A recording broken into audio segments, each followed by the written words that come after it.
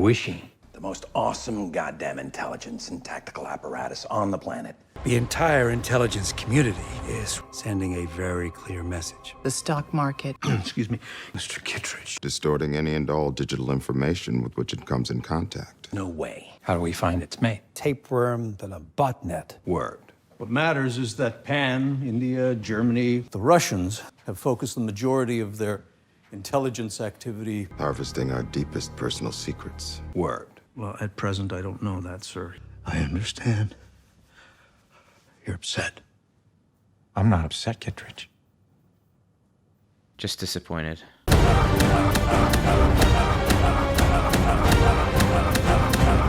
Word. I was rewatching Mission Impossible Dead Reckoning Part 1. My god, what a long title. And I was astonished at how awkwardly made it was. Does she know who you actually are, or does she still think you're the globally notorious mass murderer John Lark? Who says I'm not?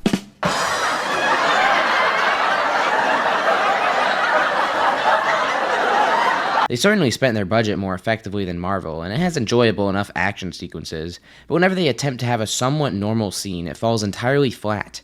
I thought dissecting this might be a good lesson to all filmmakers out there, how not to craft a scene, so let's get into it. I'm going to start with the opening to the movie, specifically the scene with all the directors talking. Also, Verenus' wife from Rome is here, which I found cool. The scene starts with multiple straight minutes of exposition. All the while, some suspicious-looking dude is entering the building.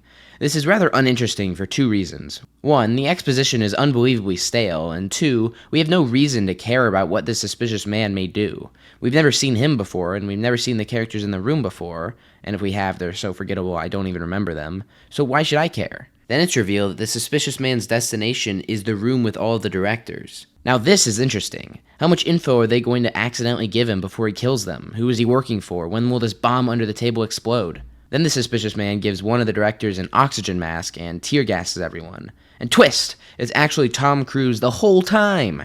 This is a very good twist. Idea. What they failed at is communicating the tension he brought to the scene whatsoever.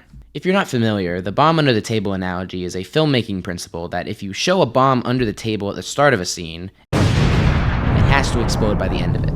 If you put a point of tension in the beginning of a scene, then by the end it should be paid off.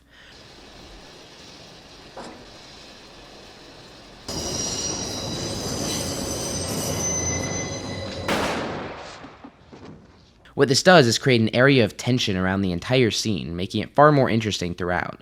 It's often used to make exposition or less interesting dialogue more stressful to watch. The problem is, this scene's use of the bomb under the table analogy isn't effective in the slightest. This scene is already like 5 minutes long, and only now are we getting this hypothetical bomb?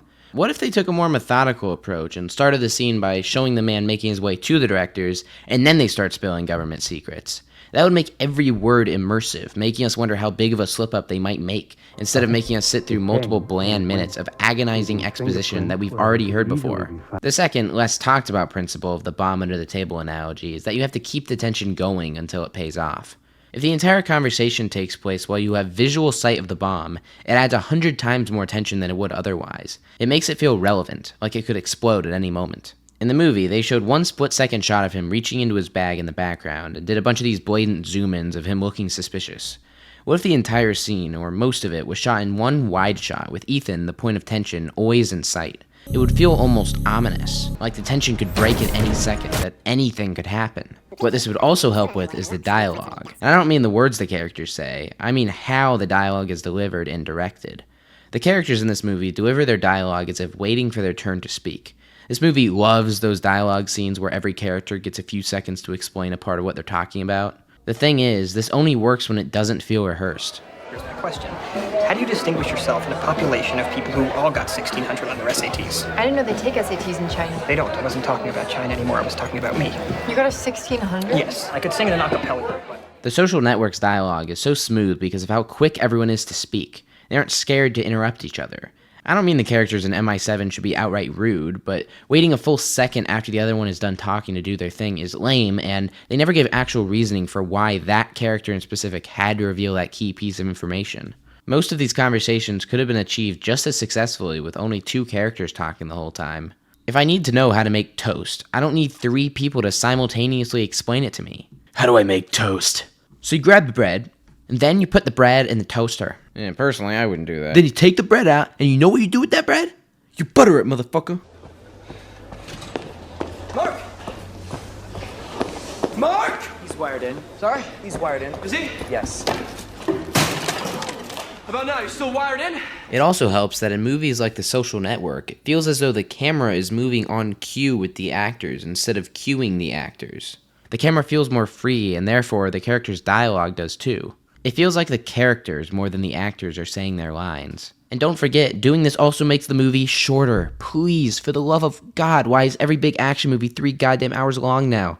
I swear MI7 is 90% exposition, 10% action. Why do I have to sit through 3 hours of talking for a little bit of cool action? Movies should not ride off of the coattails of a high budget and cool stunts. Don't get me wrong, those are great things that make Mission Impossible better than a lot of other action franchises, but the beauty lies in the small moments. If you can't get those right, the other stuff won't come together nearly as well. And if you're going to just be a fun action movie without those moments, then don't have them. Don't try so hard.